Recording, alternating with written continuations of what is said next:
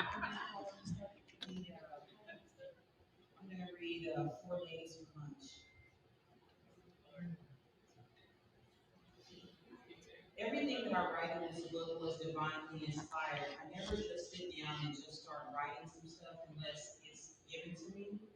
That way I know that everything that I write is divinely ordained for somebody else to receive, not just because, oh, I think I'm so awesome.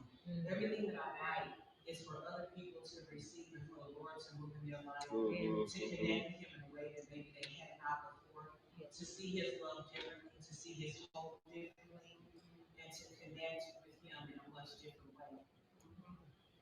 Sometimes He gives me things in the most unconventional ways, and this 4 days for lunch was one of those days. I was actually at a Panera Bread, and He gave this to me just as I was sitting there eating bread. One Saturday afternoon at a local bread and pastry eatery, four silver-haired dames met up for lunch.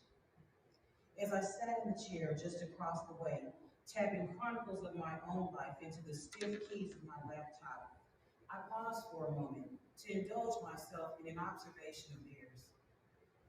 They were all clearly past their 50-mile markers, but of the four, one was undoubtedly the unofficial matron of the bond they all seemed to share.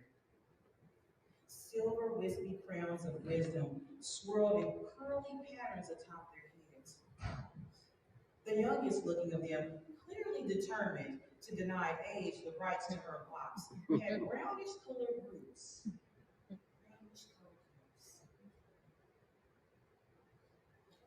Snowy, frosty roots. Their narrow shoulders heaved up and down in delight as they recounted personal stories of triumph and overcoming from days and times past. As the conversation shifted from history to the present, each lady went around the table, talking and taking turns presenting bragging rights to new grandchildren or proud accomplishments of their offspring.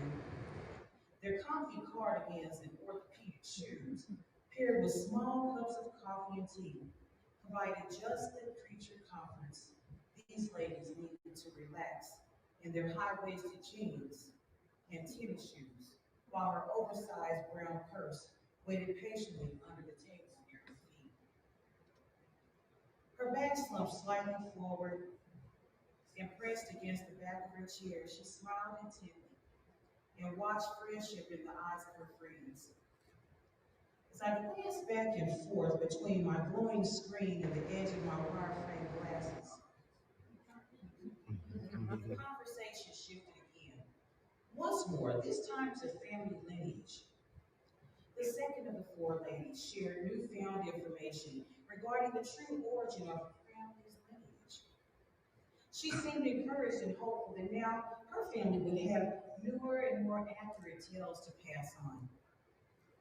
After about 15 minutes or so of observation, their half-chewed bagels and flaky croissants were now finished, leaving just brown paper napkins before them, dotted with sweet crumbs left behind. A slight glance at her watch by the second lady revealed that it was just about time for them to wrap up their silver jam session. While they gathered their belongings and positioned themselves to stand, one of them needed a little help.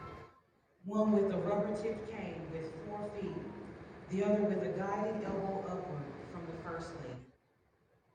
Soon, all four of them stood together beside the table, exchanging gentle hugs with arthritic hands and arms.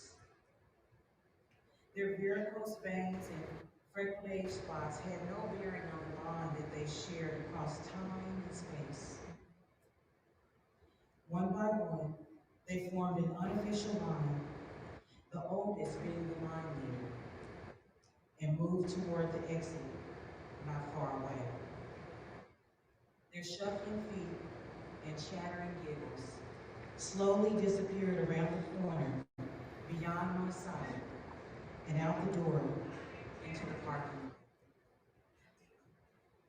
I wrote this experience around my positive observations, wondering if my new friendships will one day become a sterling alliance like theirs.